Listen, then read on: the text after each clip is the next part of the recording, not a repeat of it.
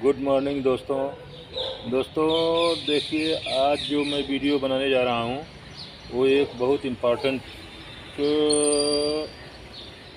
Subject के बारे में। सब्जेक्ट ही बोलेंगे और क्या बोलेंगे भाई। एक चैप्टर जो हमारा चल रहा है उसमें एक पार्ट है ये भी। तो दोस्तों ये है सर्कमडक्टरी। जो सर्कमडक्टरी यानी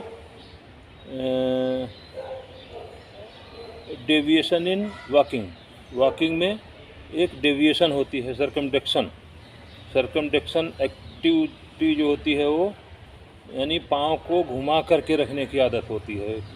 पेशेंट जो स्ट्रोक पेशेंट होता है वो क्या करता है, जब वॉकिंग करता है तो पाँव जो इफेक्टेड पाँव होता है उसको उठाएगा। जैसे ही वो अगर लेफ़्ट वाला है तो लेफ़्ट की तरफ से ऐसे करके सर्कमडक्ट करके तब आगे जाता है।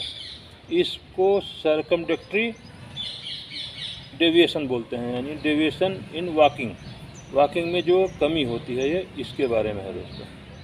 तो सर्कमडक्टरी डेविएशन जो है वो दोस्तों होता है किन किन कारणों से होता है पहले उसको बताऊंगा, फिर उसके लिए जो एक्सरसाइजेज होती है उसके बारे में बताऊंगा।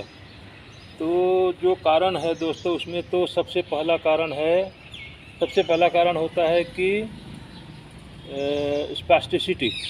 जो हमारे शरीर में स्पास्टिसिटी डेवलप हो जाती है। स्पास्टिसिटी यानी जो वो स्टिफनेस आ जाती है जो उस अंग में, जैसे पाँव में भी स्टिफनेस। अभी सुबह सुबह उठता है पेशेंट तो पेशेंट को ही पता होता है कि स्टिफनेस क्या होती है। स्टिफनेस के कारण जो है पाँव ठीक से यानी हर एक जो ज्वाइंट है वो खुल नहीं पाता है। जितना दिमाग से सोचेगा खोलने के लिए लेकिन उतना खोल नहीं पाता है। वो क्या है, स्पास्टिस होता है, अकड़न रहती है उसमें। तो उस तरह से वो मसल्स यानी ठीक काम नहीं कर पाती हैं।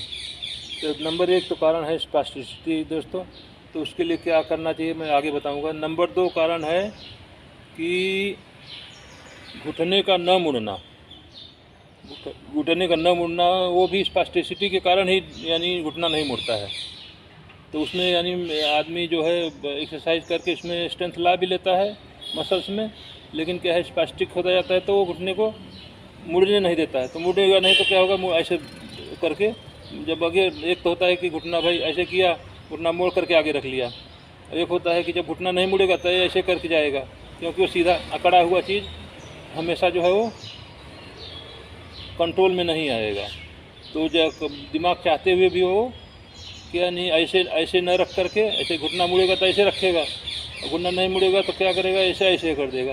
यानी कोई भी सीधा चीज़ हो, जब उकड़ा हुआ चीज़ होगा तो वो सर्कमडक्ट करेगा, क्योंकि वो उसमें जो है वो मुड़ेगा झुकेगा नहीं तो सीधा जाएगा, कैसे पड़ेगा, सही नहीं पड़ पाएगा। इस कारण से दोस्तों ये घुटने का न मुड़ना भी कारण होता है, जो कि स्पास्टिसिटी के कारण ही होता है। और तीसरा कारण है दोस्तों कि मसल्स का कमज़ोर होना, मसल्स वीक मसल्स के कारण क्या है कि अगर हमारे शरीर जैसे देखो जो हमारा सही वाला हाथ होता है उसमें मसल्स जब मजबूत होती है तो हर एक यानी हम ऐसे करके इसको ऐसे करेंगे तो ऐसे जा रहा है। अगर मसल वीक होगी अगर तो जो है वो ठीक से होगा नहीं, मुड़ेगा उड़ेगा तो मसल्स के कारण वो अलग हुई मोशन होगा, उसका पता चलता है वो। तो वैसे ही मसल्स वीक के कारण ये सर्कमडक्शन हो जाता है। तो इसका भी एक्सरसाइज आगे बताऊंगा दोस्तों। और क्या है, यही सब कारण है दोस्तों जो कि यानी पाँव को ठीक से आगे नहीं बढ़ने देता है। ये सर्कमडक्शन यानी पाँव को घुमा करके रखता है पेशेंट, वो यही कारण है। अब इसके लिए क्या क्या बचाव होता है दोस्तों। तो नंबर 1 जो स्पास्टिसिटी कारण है, स्पास्टिसिटी के लिए क्या करते हैं पेशेंट को, स्पास्टिसिटी के लिए कि पेशेंट का स्ट्रेचिंग करना चाहिए। पाँव की स्ट्रेचिंग करो, हाथ की स्ट्रेचिंग करो, तो जिससे कि स्पास्टिसिटी कम होती है, ख़त्म तो नहीं होती है, कम होती है और मूवमेंट उसमें कर सकता है। जो स्पास्टिक मसल्स रहती हैं तो वो क्या है कि रिलैक्स हो जाती हैं। तो स्पास्टिसिटी के लिए स्ट्रेचिंग एक्सरसाइज करनी चाहिए। स्ट्रेचिंग एक्सरसाइज के लिए मैं पहले बता चुका हूँ। पाँव के लिए यानी पंजे का स्ट्रेच करना, घुटने का स्ट्रेच करना और कमर का, कूल्हे का स्ट्रेच करना। कूल्हे का स्ट्रेच करने के लिए यानी सब कुछ एक्सरसाइज मैं अभी चलो लास्ट में वही स्ट्रेचिंग का भी बता दूंगा, एक छोटा सा यहीं लेट करके बता दूंगा इसको। कैसे कैसे यानी स्ट्रेचिंग का एक्सरसाइज होता है। तो सबसे और दोस्तों ये जो जिस पेशेंट को एंकल ड्रॉप हो जाता है, एंकल ड्रॉप होने के कारण भी उसमें पाँव को पंजे को कंट्रोल नहीं कर पाता है पेशेंट, तो वो क्या सरकमडेक्ट करके जाता है। तो जैसे जैसे मसल्स में यानी वीकनेस दूर होगी, मजबूती आएगी, वैसे वैसे सरकमडेक्शन भी कम होता जाता है दोस्तों। तो ये सब चीज़ जो है मजबूती के साथ साथ दूर होती जाती है। मजबूती जैसे जैसे आएगी पेशेंट में, यानी कूल्हे में आएगी, घुटने में आएगी, एंकल में आएगी, जैसे जैसे मजबूती आएगी वो सरकमडेक्शन सही होता जाएगा। तो ये सब दूर कैसे होगा? एक्सरसाइज करने से दोस्तों। सबसे पहली एक्सरसाइज मैं घुटने की स्पास्टिसिटी के बारे में बताऊंगा कि स्पास्टिसिटी का यानी जो स्ट्रेचेज करते हैं उसके बारे में बताऊंगा। लेकिन पहले देखिए ये घुटने का एक्सरसाइज। घुटना जो है, अगर मान लो कि घुटना आपका मुड़ता नहीं है, तो न मुड़ने वाले घुटने के लिए क्या करेंगे? देखिए दोस्तों, मुड़ना, घुटने को सीधा करने की एक्सरसाइज करेंगे। घुटने के मोड़ने की यानी ऐसे, फिर ऐसे ले आओ, फिर सीधा करो, फिर सीधा करो। ये बिल्कुल टाइट होना चाहिए घुटना। देखो दोस्तों, ऐसे ये इस तरह से घुटना साइज सीधा होना चाहिए, ये नहीं कि मुड़ा रहे। ऐसे करके फिर ऐसे करो, फिर घुटना सीधा करो। ये एक्सरसाइज बहुत इम्पॉर्टेंट है दोस्तों, यानी एक सर्कमडेक्शन पोजीशन के लिए।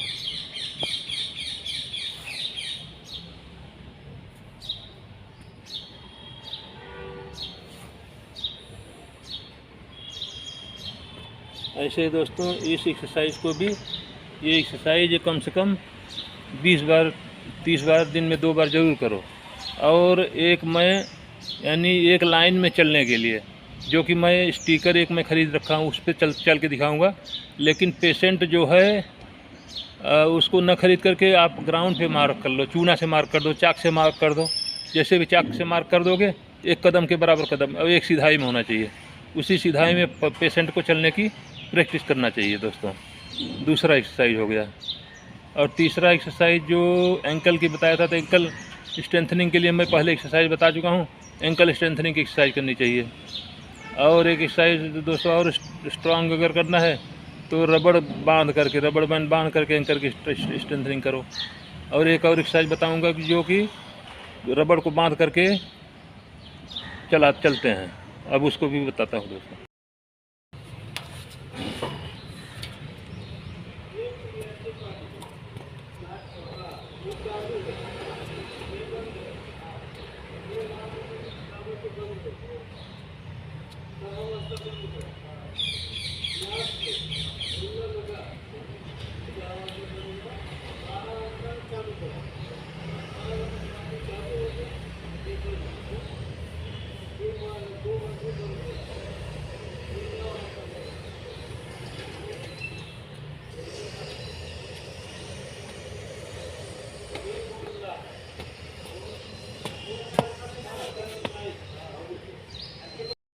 दोनों जांघों के बीच में रबड़ से बांध के अगली एक्सरसाइज।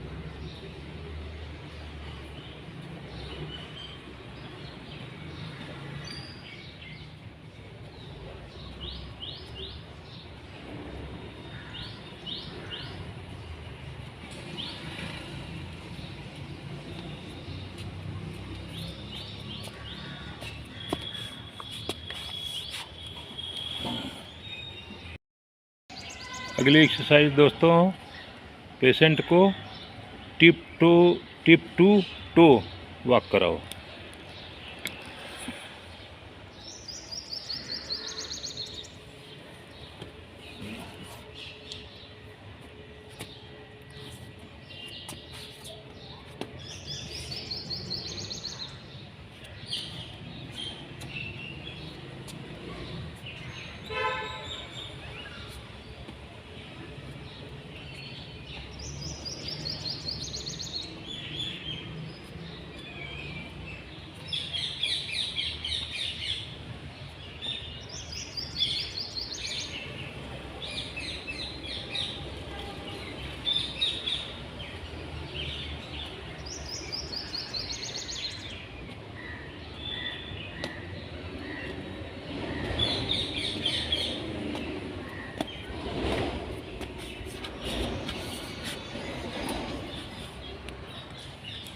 वैसे टिप टू टो वाली एक्सरसाइज दोस्तों ये थोड़ा रिस्की होता है, क्योंकि पेशेंट का बैलेंस अगर वीक है थोड़ा सा तो गिर भी सकता है, इसलिए इसको पकड़ के ही कराओ, कोई ज़रूरी नहीं सेपरेट नहीं कराना है। मैं भी बैलेंस अभी देखिए टिप टू टो थोड़ा सा नॉर्मल आदमी भी करने में उसको दिक्कत होती है, इसलिए रिस्की है, इसको नहीं कराने का है, पकड़ के ही कराने का है।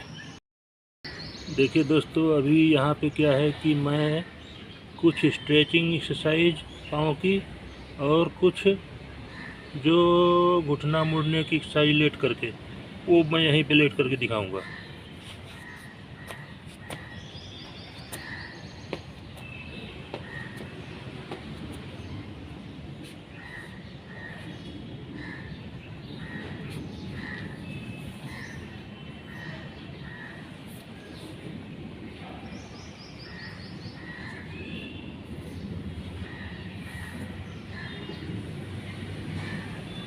सबसे पहले दोस्तों स्ट्रेचिंग के लिए ये पंजे का स्ट्रेचिंग जो है इस तरह से करना चाहिए, पंजा ऊपर नीचे इस तरह से करो, पंजा ऊपर नीचे ऊपर नीचे ऊपर नीचे, ये पंजे का स्ट्रेचिंग इस तरह से हो जाएगा। और पंजे को अगर कोई, तो मैं सेल्फ वाला करने का बता रहा हूँ, पेशेंट का कोई केयर टेकर कराता है तो पंजे को ऊपर नीचे कराने से वो स्ट्रेचिंग होगी, ऊपर दबाना है डोर्सिफ्लेक्शन को, और इस तरह से पंजे का करना है। उसके बाद घुटने के स्ट्रेचिंग के लिए दोस्तों अगर कोई कराता है तो हाथ से पकड़ के कराएगा,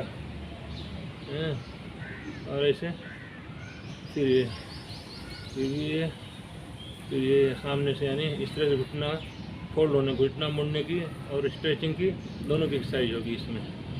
और इसी को दोस्तों अभी कूल्हे से अगर स्ट्रेच कराना है तो केयर टेकर है तो केयर टेकर कराएगा, नहीं तो इस तरह से करके ये कूल्हे का स्ट्रेचिंग हो जाएगा। इससे इस तरह से स्ट्रेच करो, खुद कर सकता है पेशेंट, खुद करे, नहीं तो कोई केयर टेकर या फिजियोथेरेपिस्ट तो कराएगा ही कराएगा। इस तरह से इसको यहाँ पे दबाने से कूल्हा स्ट्रेच होगा पूरा, इसमें जो स्टिफनेस होगी वो दूर होगी।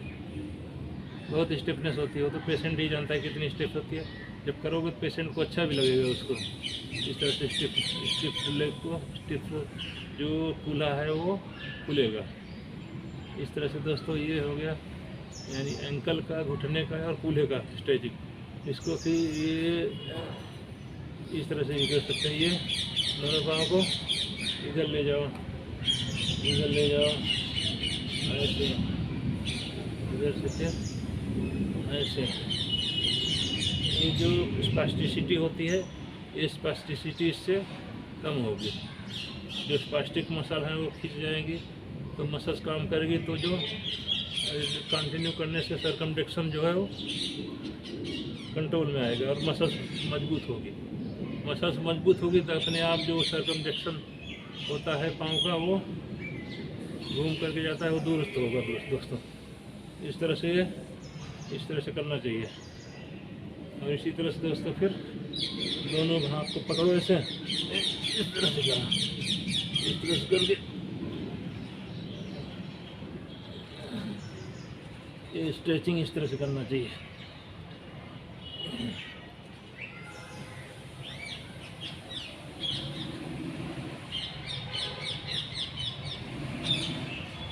अभी दोस्तों यही घुटना मोड़ने की उल्टा हो करके, ये ऐसे ऐसे हो करके घुटने की एक्सरसाइज, ऐसे ये ऐसे घुटना मोड़ रहा है, ऐसे घुटना मोड़ोगे, ऐसे ले जाओ यहाँ तक, फिर ले जाओ नीचे।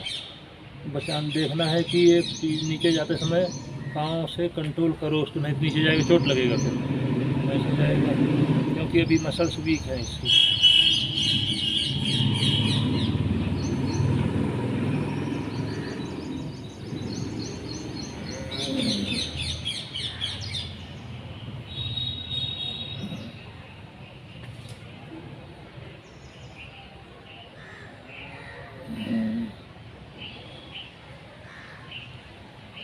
इस तरह से दोस्तों घुटना मोड़ने की और स्ट्रेचिंग की एक्सरसाइज करनी चाहिए।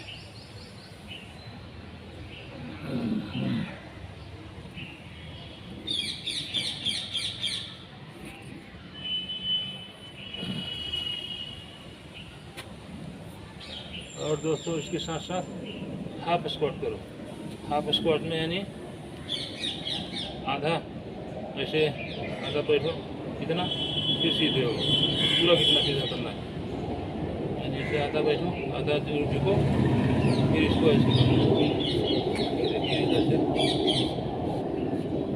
हाफ स्क्वाट यानी आधा घुटना ऐसे मोड़ो, फिर ऐसे करो।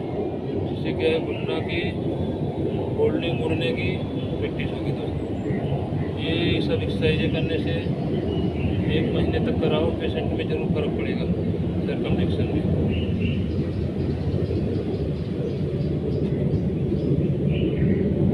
इस तरह दोस्तों, और आगे की तरफ भी मोड़ करके कर सकते हैं। देखिए ऐसे ऐसे ऐसे ऐसे ऐसे ऐसे, लेकिन दोस्त पकड़ के करना है, पेशेंट को पकड़ के, इन्हें पकड़े नहीं करना है। एक पाँव के ऊपर खड़ा होने की प्रैक्टिस करना चाहिए। जैसे कि अभी एक पाँव पर खड़ा होने के लिए दोस्तों, ये कोई सपोर्ट लो, सपोर्ट ले करके इस जो एफेक्टेड है पाँव है उसके ऊपर वेट पूरा दो, यानी ऊपर वेट करके ऐसे इस तरह से वेट दो दोस्तों।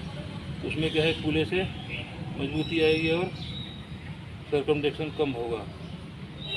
इस तरह से दोस्तों जितना देर तक पेशेंट खड़ा हो सकता है, 10 मिनट 20 मिनट तक डेली खड़ा करो तो मजबूती आएगी इसमें, और पाँव जो है सही पड़ेगा। ठीक है दोस्तों, यही इतनी एक्सरसाइज है और इसको करने से पेशेंट में सुधार जरूर आएगा।